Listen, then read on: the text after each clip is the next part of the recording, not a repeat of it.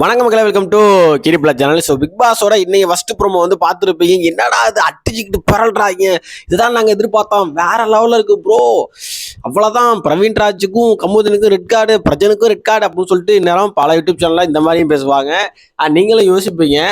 ஆனால் இது உண்மை இல்லைன்னு தெரியும் போது உங்களுக்கு வருத்தமாக இருக்கும். இது உண்மை இல்லையா, என்னடா சொல்ற கீரின்னு சொல்லிட்டு இப்போ நீங்கள் அதிர்ச்சி அடைவீங்க.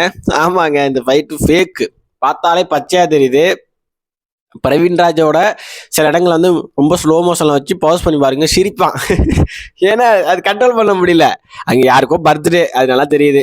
இல்லை இதோ திவாகர ப்ராங்க் பண்ணுறதுக்கோ யாரையோ ஏமாத்துறதுக்கு இந்த மாதிரியான ஒரு ஃபேக் ஃபைட்டு தான் இது. இல்லைன்னா வந்துட்டு அது பார்த்தாலே தெரியும் சம்மந்தமே இல்லாமல் பிரவீன் ராஜும் கம்மோதின்னு அடிச்சுக்கிறது. ஏன் அவங்க நல்லா க்ளோஸ் ஃப்ரெண்டாக இருக்காங்க, இது வரைக்குமே எந்த வாக்குவாதமும் ஏற்படலை.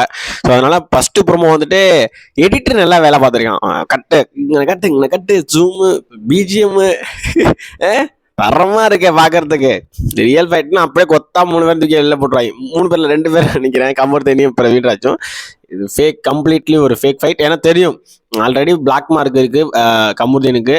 ரெட் கார்டு இனிமேலாம் சொல்லவே மாட்டார், ஸ்ட்ரைட்டாக வெளில வந்துருங்கன்னு சொல்லிட்டு சேதுபதி சாரே சொல்லிட்டாரு.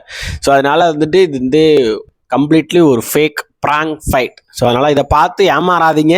அதனால தான் ஒரு விழிப்புணர்வாக சரி ஃபஸ்ட்டு ப்ரோமோ என்ன இருக்குன்னு சொல்லிட்டு வெயிட் பண்ணி நான் வந்து இதை வந்து போஸ்ட் பண்ணிகிட்டு இருக்கேன். ஸோ உங்களுக்கு உண்மையாக தெரிஞ்சால் கமெண்ட் சொல்லுங்கள். எனக்கு தெரிஞ்சு இது ஃபுல் அண்ட் ஃபுல் ஃபேக்கு தான்.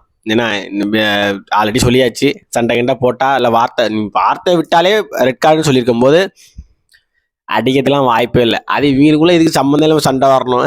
எனக்கு ஒன்றா இதில் என்ன ஒரு ஜாலியாக இருந்துச்சுன்னா, திவார் பேச பார்க்கும்போது ஐயோ இந்த கேப்லாச்சும் அடிக்கிறான், இந்த ப்ராங்க் ஃபைட்லாச்சும் அடிக்கிறான் அப்படிங்கிற மாதிரி இருந்துச்சு. அப்படியே தகச்சு பார்க்குறான், இன்னும் ஐயோ அப்படின்ட்டு. எனக்கு தெரிஞ்சு அவனுக்காக போட்ட ஸ்கெட்ச் தான் நினைக்கிறேன்.